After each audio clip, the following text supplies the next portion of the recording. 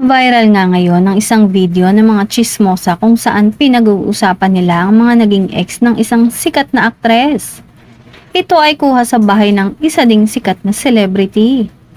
Ayon sa video, kinukumpara nila ang mga naging ex ng aktres sa kasalukuyan nitong boyfriend.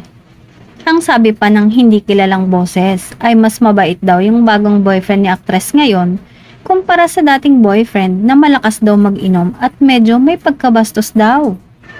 Hindi tulad ng boyfriend niya ngayon na gentleman at talagang caring daw kay aktres. Binanggit pa nga nila ang nauna pang ex ni aktres bago yung huling ex.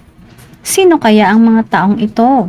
At bakit kilalang kilala nila ang mga naging ex ng aktres?